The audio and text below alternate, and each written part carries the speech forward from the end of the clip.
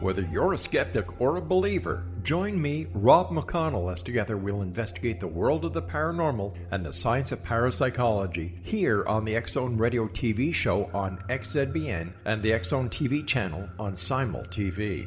Since 1990, the X-Zone Radio TV show has been the place where people dare to believe and dare to be heard.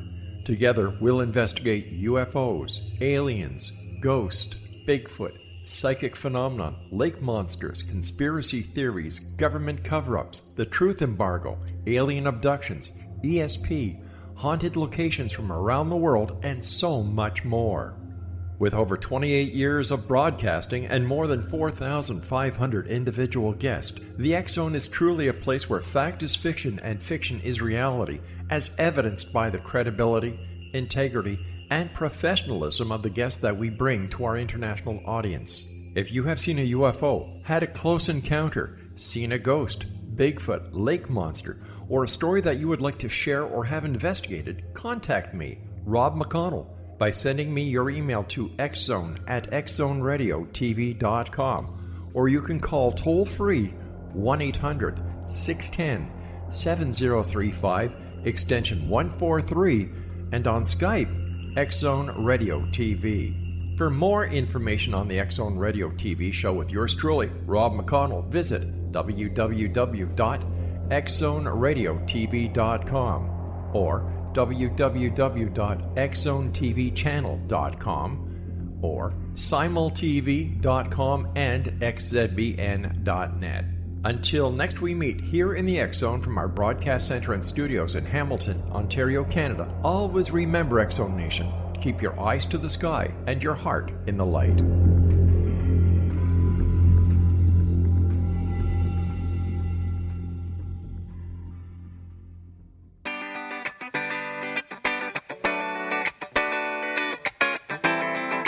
Welcome to the Connecting with Coincidence radio show with Dr. Bernie Beitman, MD, bringing together the world's synchronicity experts to help you use meaningful coincidences to develop spiritually, psychologically, and practically. For more information, put Connecting with Coincidence into your web browser to find the book, website, Psychology Today blog, YouTube channel, and Facebook page. And now, here is the host of the Connecting with Coincidence radio show, Dr. Bernie Beitman, MD.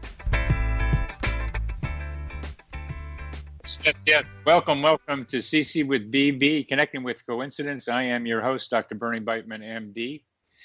Let's talk about your data double. Your data double is currently being formed by the immense trail of data created by your online activities. Read those lengthy permissions each social media company asks you to sign. They own your information.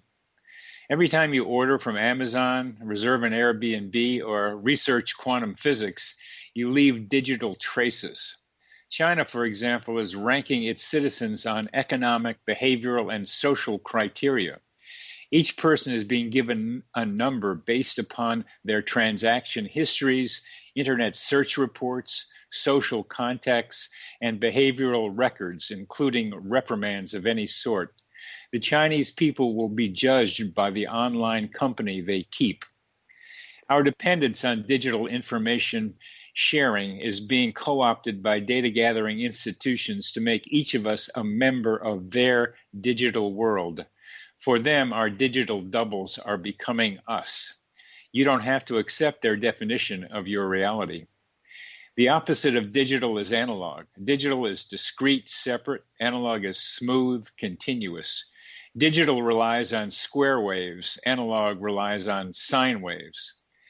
We have up until now been inhabiting an analog world of trees and clouds and smiles and touch and interpersonal energy, all requiring interpretation to find their meaning. We are now in a battle for how we define reality. Is it going to be analog or digital? Are you a number or a wide-ranging set of feelings? Coincidence interpretation requires analog thinking. How similar are the two incidents of a coincidence? What makes the similarity and what does it mean? Defining similarity is still difficult for computer algorithms with their black and white language. Coincidence meaning relies on our analog ability, our intuition, our feelings. By paying attention to coincidences, we can divert ourselves from becoming digital selves to remain and expand our analog selves. Our guest today is Dr. Frank Pasciuti, who is a licensed clinical psychologist and certified hypnotherapist, and who is also a colleague of mine and a very good friend. He received his PhD from Michigan State University and maintains a part-time private practice in Charlottesville, Virginia.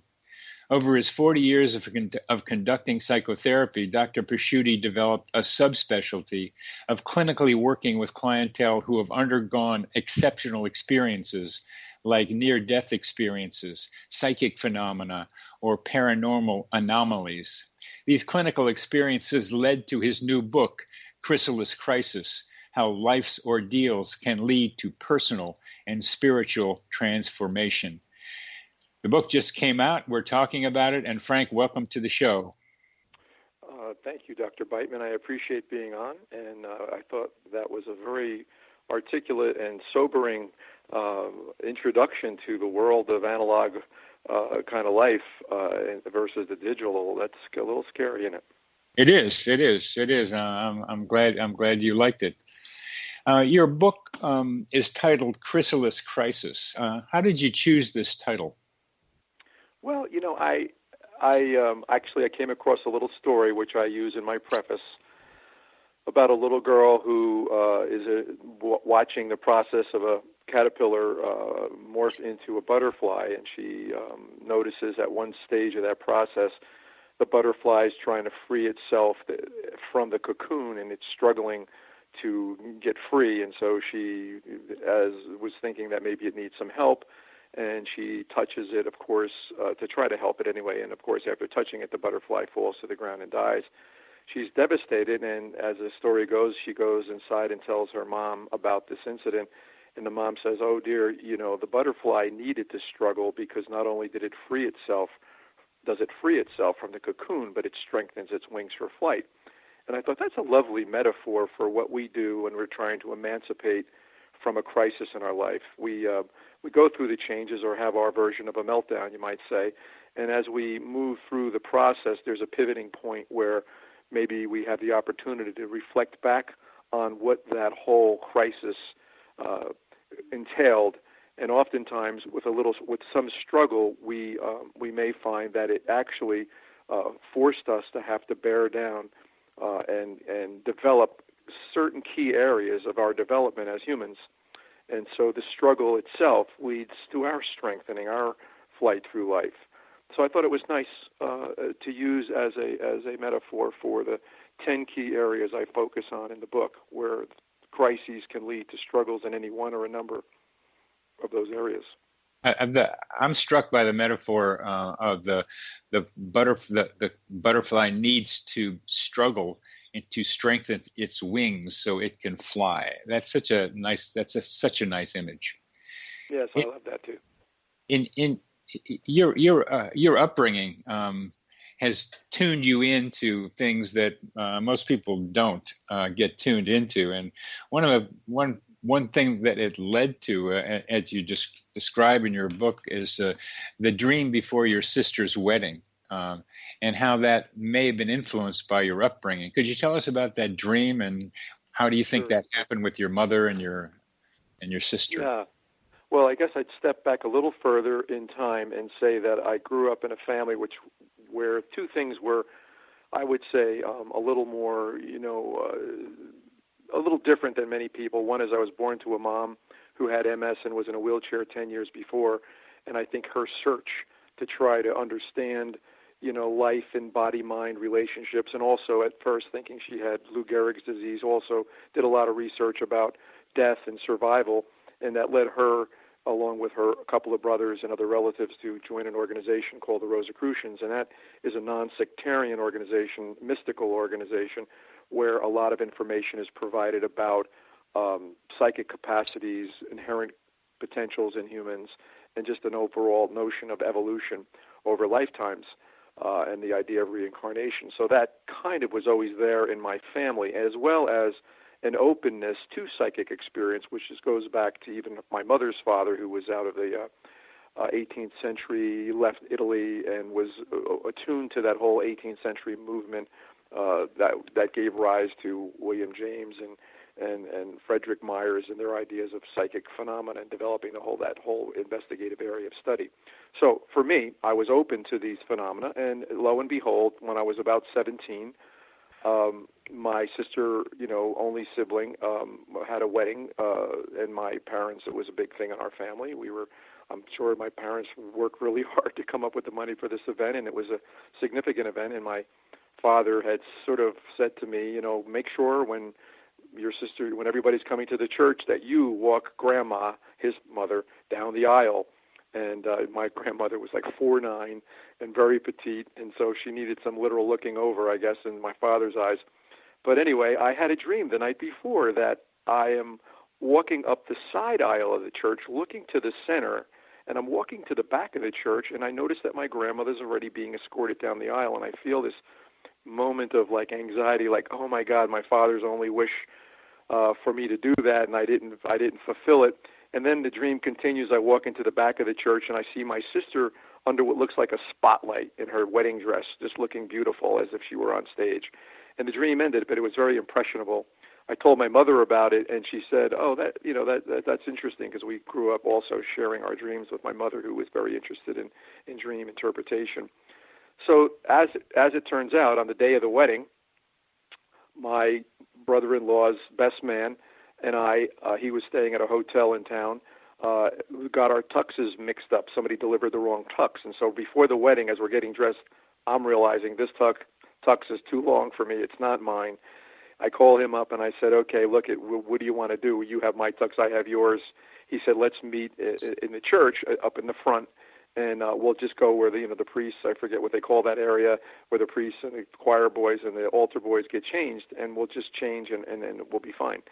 So he, not from town, shows up a little bit late, and lo and behold, we change. We both put on our suits, and because he was late and because we had to do that whole pre-wedding exchange of clothing, I literally walk up the side aisle, and just as I imagined in my dream, there was my grandmother walking down the center of the aisle, and I'm thinking, wow, this really happened. And I walk up to the back of the church, and there's my sister standing in front of a window where just at that time the sun was coming through the window, and she was in that sun glow. So I told my mother about it the next day, and she had known that I had had a dream, and she said, yeah, well, that was a precognitive dream, and those happen, and the more you pay attention to your inner life, the more likely you're going to register those subtle impressions, but not to get carried away with yourself. So that was my first experience with a phenomena that many people would question as to whether it's valid or not. So it drove it home to me that these things really do happen. Well, that's a beautiful illustration of how upbringing can influence the way we think about things. And there's your mother encouraging you to know this is a reality, and not trying to encourage you to get too caught up in them, which now resulted in a book that's quite useful, and we'll go into it more in our next segment. You're listening to Connecting with Coincidence with your host, Dr. Bernie Beitman, MD, on the X-Zone Broadcast Network. Our host is Dr. Frank Pasciuti, and he is the author of the book Crysalis Crisis. I loved him.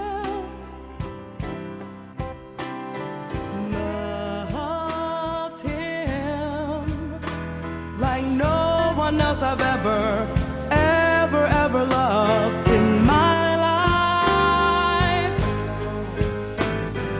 Loved him. How I loved him. When he was in the building, I could really feel his presence. I melted into his arms.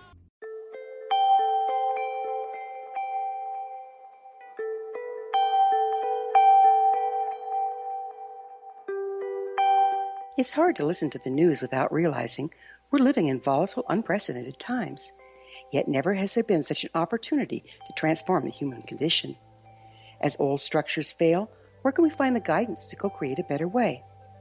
Find Your Path Home is an ever-evolving, leading-edge information, education, and healing resource center. designed to support and guide you on your path to unity and enlightenment. Based on sound principles employed by shaman worldwide, we provide techniques that can support you through the current transitions, offering online shamanic classes, international long-distance shamanic healing sessions, complimentary Mission Evolution radio episodes and Stairway to Heaven TV vignettes, seminars, retreats, and much more. All of this can be found on findyourpathhome.com. So I was watching the X Zone TV channel last night when I was abducted by aliens, and they kept repeating to me over and over again, simultv.com, simultv.com. What's simultv.com? That's what I asked them. They had it written on the side of their UFO. How do you spell that? UFO. No, I mean simultv.com. simultv.com. simultv.com. Right. simultv.com. Interesting that you were abducted by aliens in a simultv.com UFO last night. Oh, yeah? Yeah. Now that you mention it, I remember now last night I was awakened from a deep sleep. My great-grandmother was standing there. She said she'd come from the hereafter to tell me about simultv.com. She even spelled it out for me. simultv.com, sonny boy. simultv.com. simultv.com, sonny boy. Wow. Yeah. Guys, you'll never guess what my psychic guru just told me. simultv.com. Exactly. Are you guys psychic too? Of course. We all know about simultv.com. simultv.com.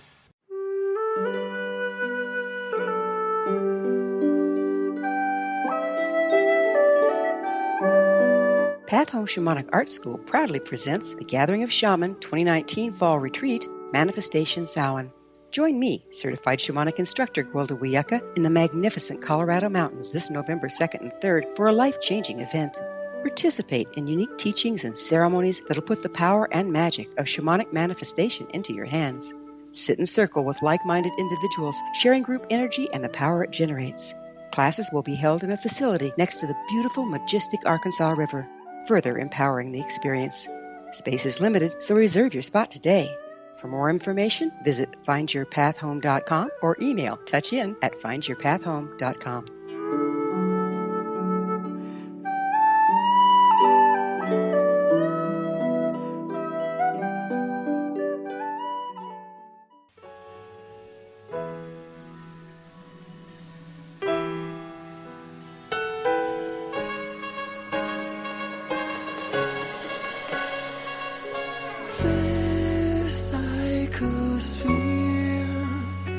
Is our mental atmosphere, just as we breathe in oxygen and we breathe out carbon dioxide. Breathe in ideas.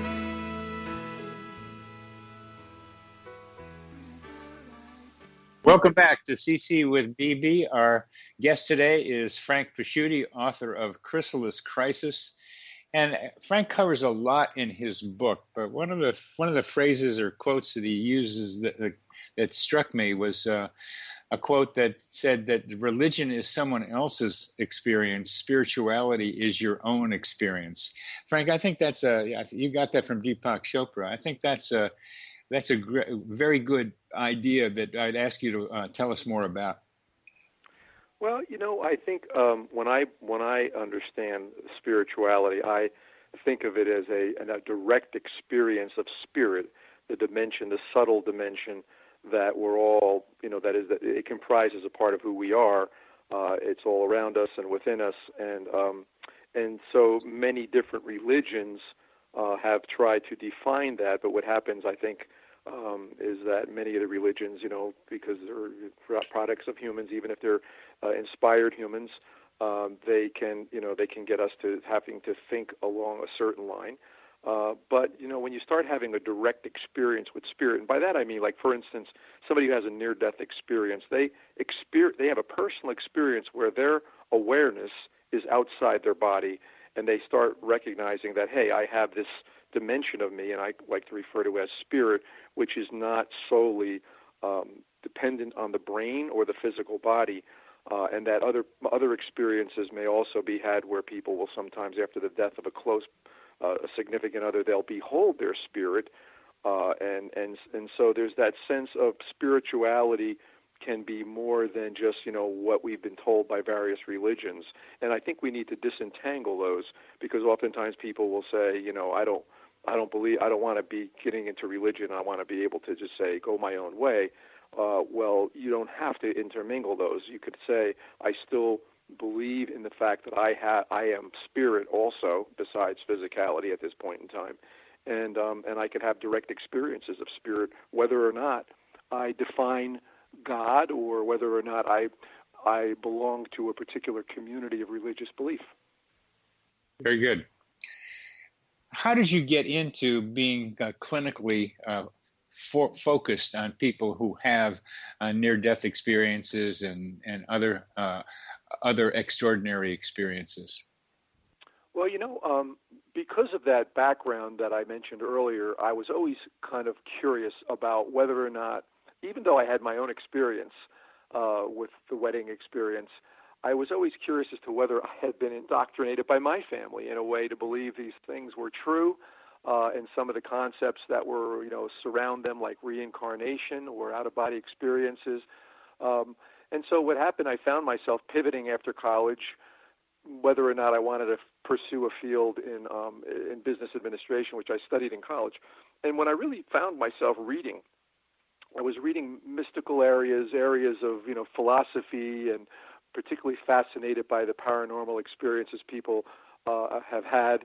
And at one point, I just made a very definite decision. I thought, this is my passion. This is where I'm interested in. And then I thought very rationally, which field would most likely enable me to learn more about these experiences, particularly differentiating maybe the ones that were valid from ones that were maybe byproducts of pathological experiences, like schizophrenia. Maybe people were hallucinating, maybe people were delusional, fraudulent, whatever. But there seemed to be enough evidence and enough credible people writing about these phenomena that I wanted to be able to differentiate that. And so in my second year of my doctoral program, a fellow comes into the University Counseling Center and announcing that he was afraid he was the angel of death. And so one of my colleagues, we had this intake process where all the staff people would come together, and somebody would do an intake, whether they could pick the person up or not. They had to present him to the group of therapists to see if anybody else would pick him up. And he also, the intake person said this fellow also had a near-death experience. And this is 1978, 79. The book Life After Life had just come out, Raymond Moody's book, and I was familiar with that, both about that phenomena, the near-death experience, as well as what I had read. And Raymond Moody's book's about reincarnation, to be clear. Yeah, in Life After Life, where he was very specifically talking about the near-death experience, and also I had read other books, or other materials about astral projection and the idea that the spirit or your awareness can be outside your body, out-of-body experiences. So, long story short, that fella presented a real challenge for me, because here I was in a conventional clinical psychology PhD program, and I was blessed to have two supervisors, one an individual supervisor and a group supervisor, who were very open to my picking this case up and helping me differentiate, what was valid from what might have thought to be a byproduct of some kind of pathology. And so that was the first time I had someone who had an extraordinary experience, both in NDE, but also some subsequent precognitions in dreams that were substantiated and validated by other people. Yeah, and that it's almost like we can look back and see a nice line of experiences that got you to being able to and wanting to write this book. And one of the experiences that you had was running into Stanislav Grof's book, talking about spiritual emergency. Could you tell us how he defined that and what it means to you? Well, what was nice about Grof's book was he had a way of looking at many of these extraordinary experiences, people who have near-death experiences, people who maybe had an out-of-body experience, people who have paranormal experiences, people who have what are called past life memories coming back or breaking through in various states, whether they're meditating or dreaming.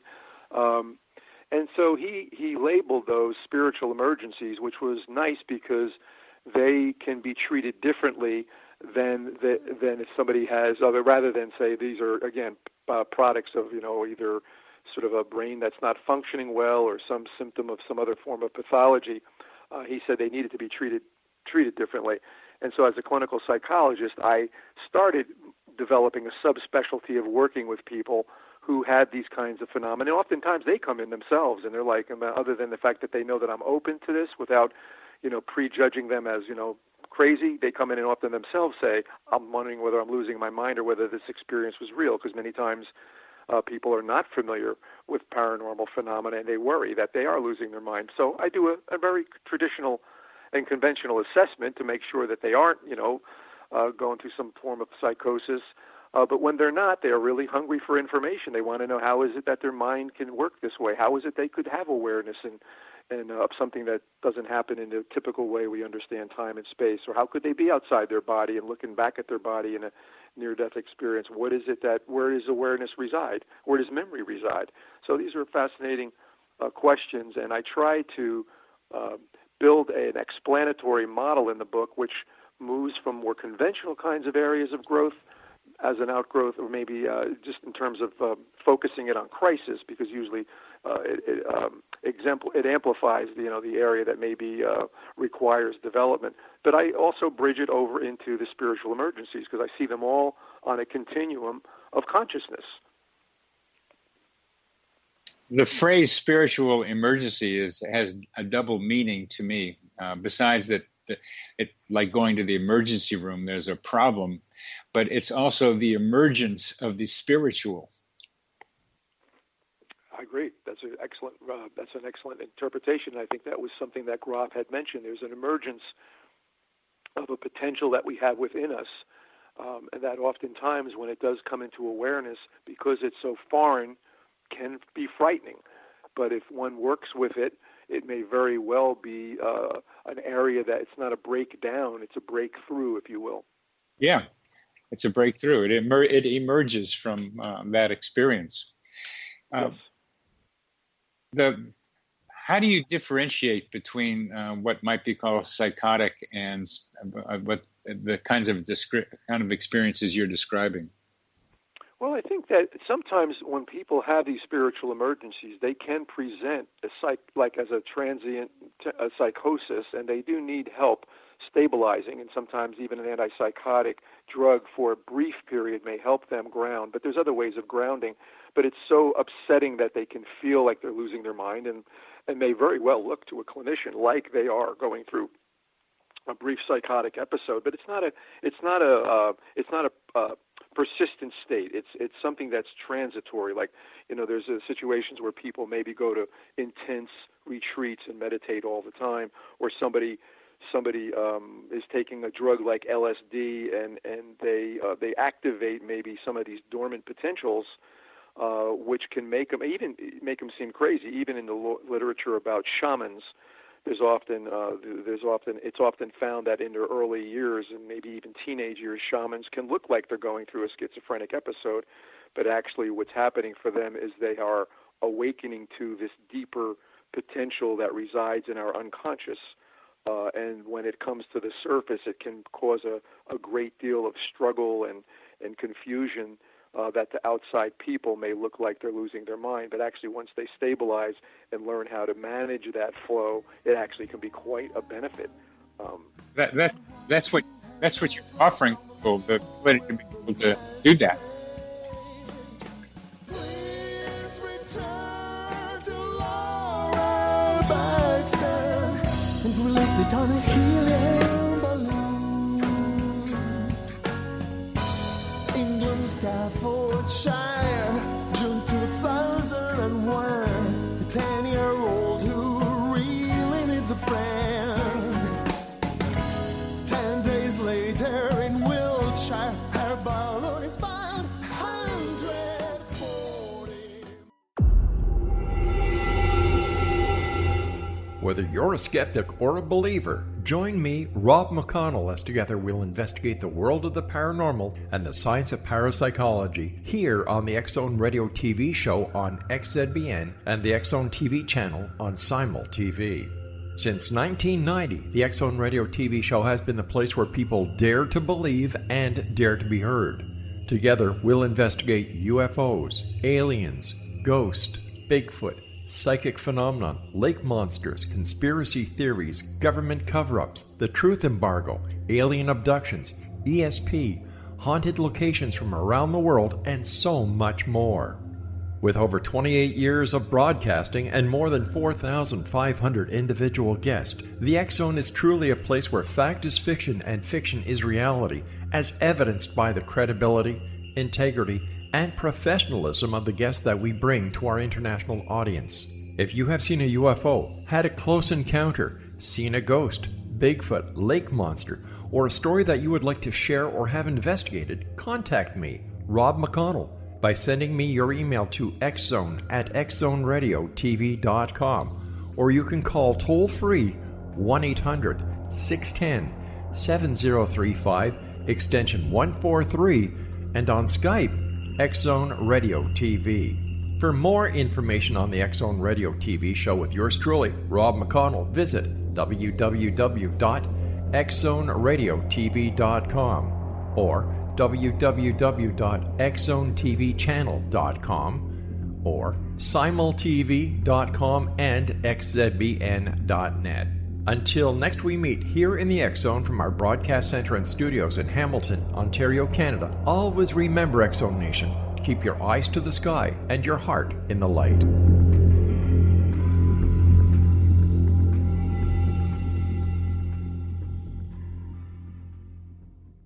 Synchronicity sisters, emotional twins, each suffering from abusive men and needing to break away. Synchronicity sisters, emotional twins, a robot ride phone number dialed for them together. Through similarity,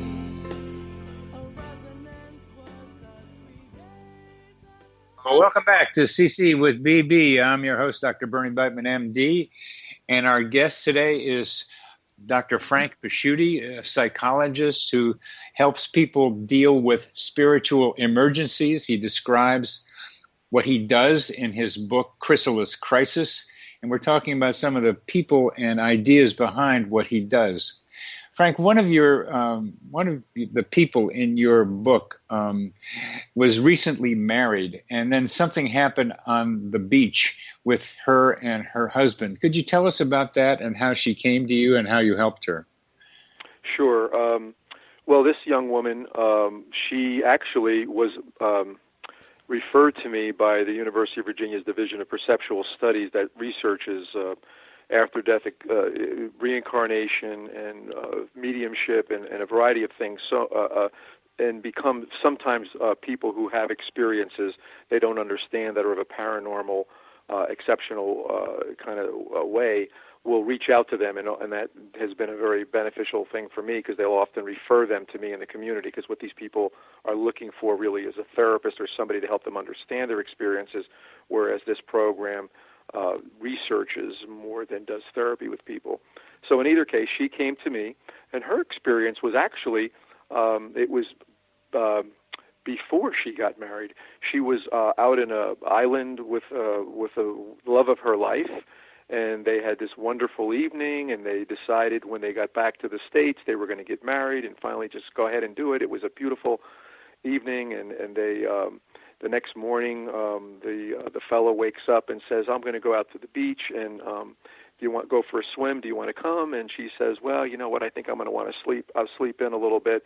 And so about an hour after he goes out, she goes out, she sees his chair on the beach and his stuff underneath it. But she looks up and down the beach, at least initially, visually, and doesn't see him. And then she walks down the beach a little further, and there he is, face down in the water, just a little bit offshore, and he apparently had died. So this was a devastating experience for her. They had just decided to get married. Now what happened was once she, got over the initial trauma, that she started having experiences where she was feeling his presence, but more than even feeling him, these anomalous experiences started happening. She'd be watching a show where the show itself was something that was on TV, and the TV channel changer was like, a good 5 or 6 feet away, and all of a sudden the TV station would change to another station that she felt was very relevant to both the phenomena of the TV changing itself was one, but the other thing is it goes to a station that she knows that he liked to see. She also said she beheld his presence and was initially frightened. Beheld his presence? Well, in other words, she saw what might be a spirit or ghostly presence of him, in a sort of subtle form in the room, and had this sense of like a rippling, sort of not quite tangible element of his appearance, and that scared her at first. But she said it was very much, real, and she was very much awake at the time.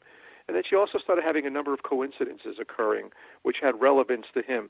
And now let me tell you, when she came to see me first, she was one of these people who thought she was losing her mind, which she wasn't. She was not only very solid, but she was in a field of a profession that was very grounded, very, very hard science kind of field, and had, even as a personality, a very somewhat previously skeptical attitude about these kinds of phenomena. But what was fascinating, she wasn't super skeptical. She had had 2 previous near-death experiences in her life that she'd never shared with anybody. And the research on NDEs are that people who have NDEs, oftentimes afterwards, they gain the ability to seemingly have more psychic phenomena happen, like precognitions. It's almost as if the loosening of the tether of their awareness or spirit to their bodies in an NDE seems to enable them to be able to register the subtle phenomena of like precognitions or clairvoyance or clairaudience. So she was a good example of that. And, we worked together, and, at first, of course, she was grieving. So she was an interesting case. And when she came to see me, I realized, first order of business is take a very conventional approach, which is to help her deal with the grieving. And then after that, she wanted to pivot into trying to understand more about these kinds of phenomena. I have some people on this radio show and know a couple who have had manic episodes. And these manic episodes are not like short-term things that happen and then they go away, and what you're describing and the people who come to see you, but instead they can go on for days and then recur. And so what they have told me is that they have the typical manic episode of like rapid speech, rapid thoughts, a lot of hyperactivity, very little need for sleep. And they also have parapsychological phenomena. Have you seen people like that, and how do you handle them? Well, that's a very interesting clinical question, because there's an element of manic psychosis, so you'd have to disentangle what is valid from, what is a product of the state of their mind at the time. But I've often wondered whether intensification of emotion sometimes can bring about what we would call psychic phenomena. The classic case of the woman whose child is caught under a car or something, and then the woman finds a superhuman strength to lift something that she would not normally be able to lift, or people who are faced with real extreme experiences, like even people, by the way, who are imagining they're going to die, like for instance, their car is racing towards a tree, they'll have an out-of-body experience before they hit the tree, before they even have, experience any kind of clinical near-death phenomena. So, I do think that maybe the manic state can amp up our capacities in other areas like emotion, and might actually precipitate a psychic experience like that. But again, it's the challenge is disentangling, what is something that's going on that is a symptom of pathology, and what is a valid psychic experience. And that whole area of clinical parapsychology tries to address those differences. And I'm talking not about clinical psychology, really. I'm talking about clinical psychiatry, because the manic people don't come to people like you. They go to emergency rooms and they get put in inpatient units.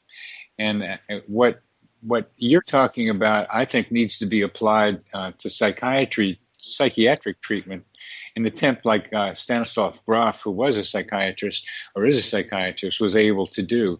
And making that transition within psychiatry seems to be very difficult because it's embedded more in medicine and the more traditional ways of thinking. And there's some craziness in the people, too. There is something off about them.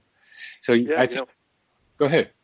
I was going to say, well, interestingly, as we both know, you as a psychiatrist, there's a bias towards trying to understand phenomena through a physicalist basis or through understanding medicine, which goes way beyond the kind of training I've had as a clinical psychologist. But actually, clinical psychology is even more resistant to opening to the possible or the validity of some of these psychic experiences because there's always a diagnosis that can explain it away. If somebody has a past life experience or is really like experiencing like as somebody who's a medium, they might start saying, well, they're multiple personality disorder. Or if somebody is experiencing a psychic phenomenon, they might say they're delusional. So there's a handle that you can throw at these people if you want to pathologize it.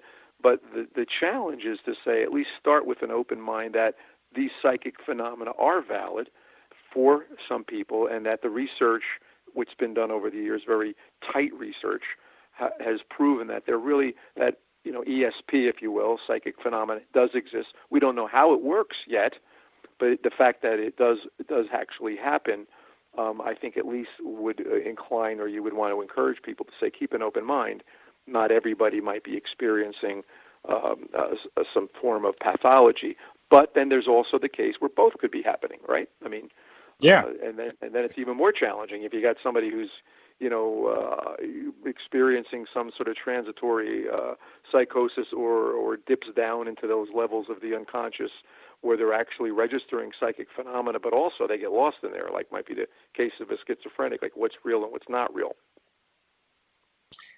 And we're coming near the end of this segment, and the problem is not data about whether, say, telepathy exists or even psychokinesis.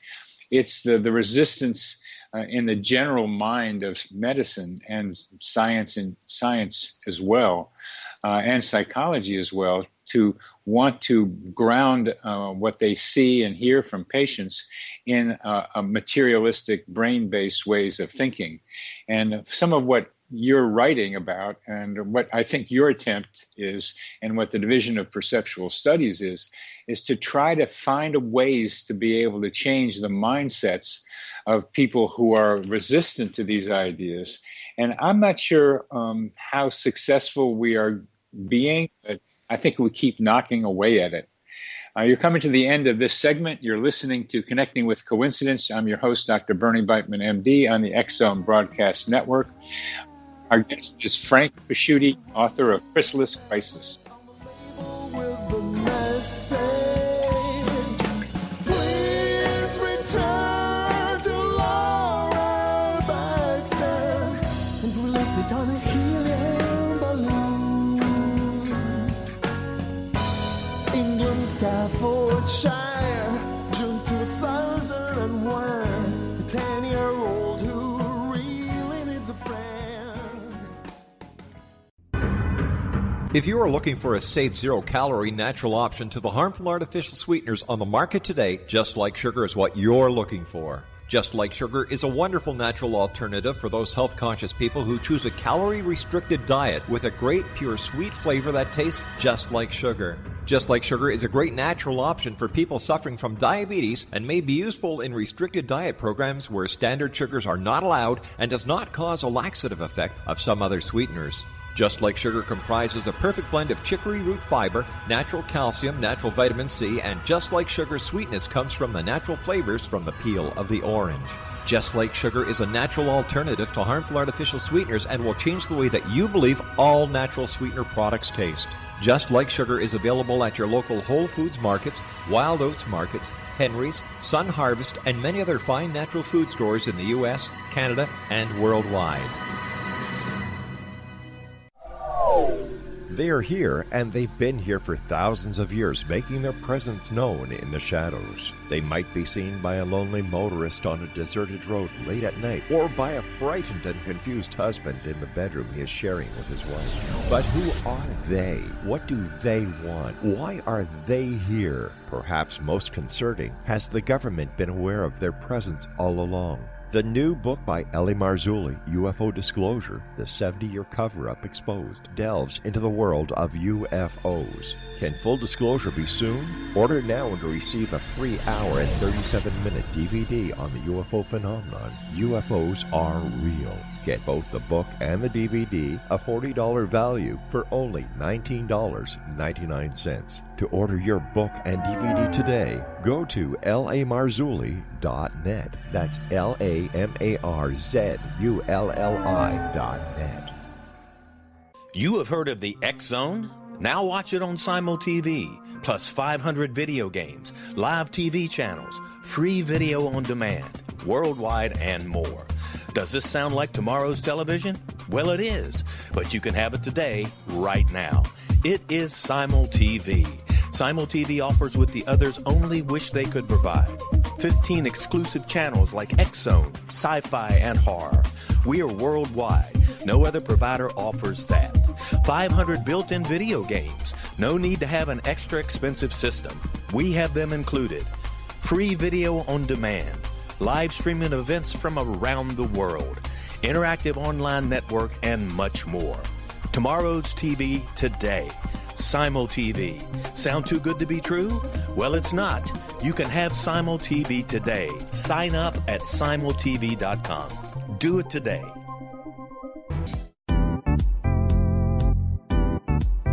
Memorable dynamic presentations are a not-so-secret weapon in the business world. Do you have a powerful message that must be shared, but you haven't found a way to deliver that message? Do you want to be known as a top public speaker who gets amazing results? Are you ready to create and deliver your powerful message? Thomas Hides can help you create and deliver your speech to get the results you desire. Visit iconquality.com. Did you expect your business to flourish, but instead it plateaued or didn't get off the ground yet?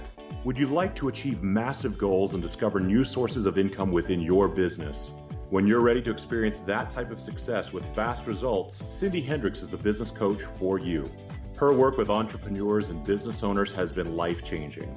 To get you and your business where you want to be, go to imaginemoresuccess.com. Has the fear of public speaking stalled your business or personal life?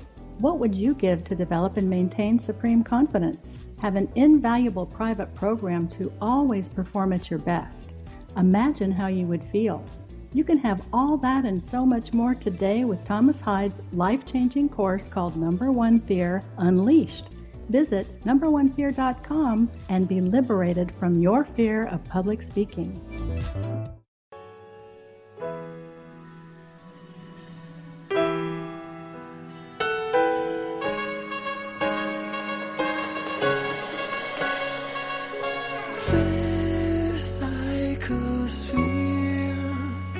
Is our mental atmosphere,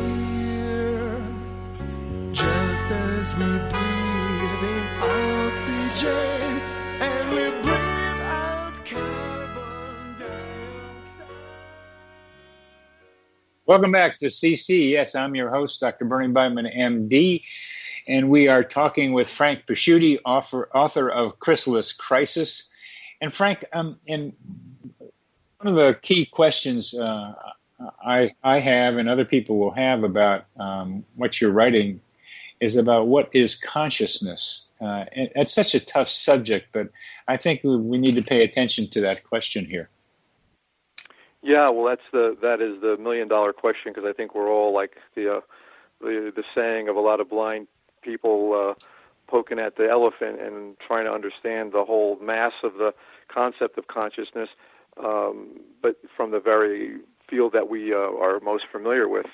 For me, I tend to think of consciousness as a way of understanding the foundation of everything. And it's fair to say that in a more secular world, that maybe consciousness that we're all talking about. I sort of share the notion of a pantheistic notion of consciousness as that which underlies everything. What Jung and Pauli, Wolfgang Pauli, the Nobel physicist, and Carl Jung, the psychiatrist, refer to as the unus mundus, the one ground that gives rise to everything. And I guess the shift that's going on right now is that one thing is people will confuse conscious with consciousness. And it's unfortunate that they're both very similar and use the same beginning of the word there. But my idea of consciousness and how I use it as the foundation that gives rise to both awareness, gives rise to mentality, gives rise to physicality, and that in my book, the 10 areas and the 10 keys that I focus on, I see as the range of consciousness accessible to humans, which goes everywhere, includes everything from the physical dimension that we're in and are a part of, all the way through more subtle dimensions of spirit awareness or intuition, and all along the way, the ability to cognate, have intellectual understanding, emotions, and many different areas. But consciousness, in a more religious concept, might be equivalent to God. What people would say is God, that which is all around us, within us, and gives rise to everything.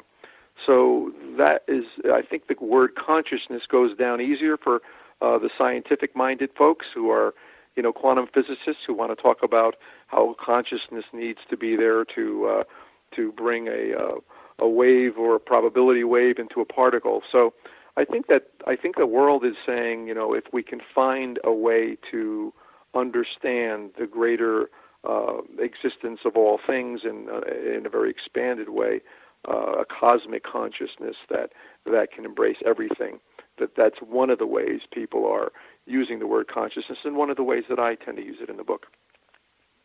And one of the people that you base some of your thinking upon is Teilhard de Chardin, who talked about teleological drive. I think teleological drive is a very, very important idea to keep in mind. We tend to think of cause as like from the past. I mean, two things come together, and that's what makes it happen.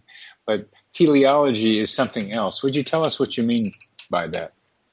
Well, my understanding of it, and I have a bias I have a bias towards developmental psychology, which is I believe, and one of the first impressions I had in the field, which really sold me on becoming a clinical psychologist, was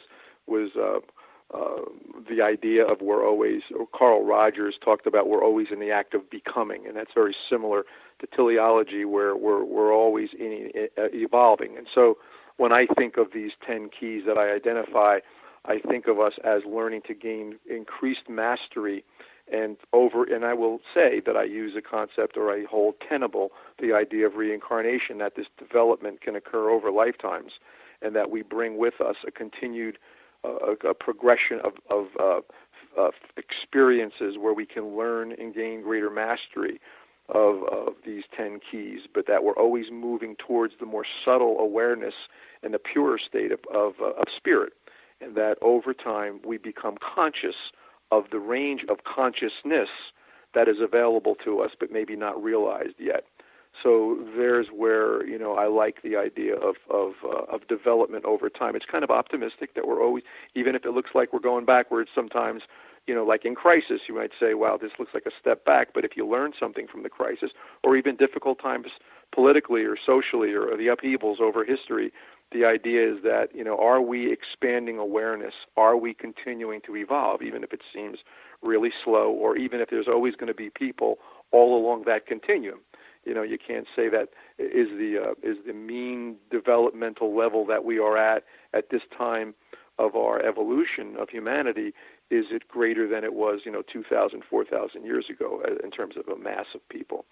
So it speaks to everything leads to growth, or all things are leading to good. And I think that's the main message of your book. Am I getting that correctly? Yeah, and if you break down each crisis, and it doesn't have to be crisis that leads you to seek growth in these 10 key areas. I use crisis because it amplifies. One is when people come to therapy, as you know, if they're in crisis, they tend to make change greater than if they're just curious about therapy. And when I use these case examples and different ways in which I use my own experience or the experiences of others, it's usually it's done in the context of crisis, because crisis amplifies them. But ultimately, there's an optimistic theme to the book, which is even the crisis that you're in, when you look back at it, once you navigate through the initial difficult period of adjustment, you may see that it forced you to have to develop certain of these key areas to be able to navigate through it and to integrate the experience. It's important to have this optimism. And there's been that optimism, generally speaking, about synchronicity, that it's kind of all good, which is a phrase that's out there. But a lot of coincidences are not all good. They have multiple effects, sometimes positive, sometimes negative. What about with spiritual emergencies? Are there any downsides that you experience with people? Well, that's a very good experience. That's a very good point, because I'm trying to think of the book that I cite where somebody wrote a book about negative near-death experiences, for example, which would be considered a spiritual emergency. That sometimes when people are swamped by the openness and awareness that can accompany a near-death experience, it's not always necessarily positive. They may be, it may be, there is a shadow side to our personalities. There is a darker side that's potential to humanity also. So sometimes it may very well be a byproduct of something very dark that breaks through awareness. But yet again, I guess I'm an optimist to think that even if it's deep and dark, and there's a purgation going on, if you will, that there's still a chance that, that if you're swamped by a negative experience and it reflects your lower self or your shadow self, bringing light to it or examining it may diffuse it or may release it. And behind that, I guess I believe that there's the higher self. So even in the dark experiences, and maybe initially they're experienced as negative, what lies behind that and underneath it, I think, may be the teleological drive for growth. It's optimistic. Underneath it all, there's something positive happening, and I think it's an important way of thinking about the world instead of giving up. And I'm wondering how your book is being received. It just came out a little while ago, and how people can get a hold of it. Well, sure. Well, part of the book being received is getting the word out that it exists. Although the people that I have spoken to in other interviews, they seem to be responding positively to it. What's interesting is in the professional community, I think the first part of the book, I have 4 sections. The first 2 are more conventional. And so therapists in general may say, okay, this is a nice articulation of, the more familiar ways in which people grow through the more foundational and personal areas. And they yet may find the second half of the book where I start getting into spiritual emergencies and or provide a model for understanding consciousness. So I see different things. Others who have not given much thought to this will find the whole book may be interesting because there's so much to be learned about just the conventional ways in which we grow and the kinds of typical problems people bring into therapy. And it may, at first glance, the second half of the book may really open them to concepts they've never given much thought to at all. It's more about, people have seemed to be responding pretty positively to it. I think there's something in there for everyone. It's certainly a very broad, the 10 key areas I identify are pretty much very broad, and I try to get my arms around a lot so that I think people enjoy the layman-friendly way I write it, because I write it the way I would speak to somebody in my office. I don't want to sound like some off in the clouds intellectual. I want to always make sure that I articulate what I'm saying in a way that's comprehensible to everybody. I think that's true. I think you've written that way, and you've included a lot of your own personal experiences in it, which I think helps the reader identify with you and therefore identify with some of the experiences. Well, we're come to the end of this segment. Please tell people how they can get a hold of your book, Crysalis Crisis. Sure. Well, one is you can go on Amazon. It's there. If you go to Google and just put in Crysalis Crisis, you're going to get my name. You could also go to my website, which is frankpasciuti.com, but people might have to make sure you spell that last name right. Pasciuti. DIUTI, and you'll get all the information you need to know about me in the book. Without being in the same room. Whoa,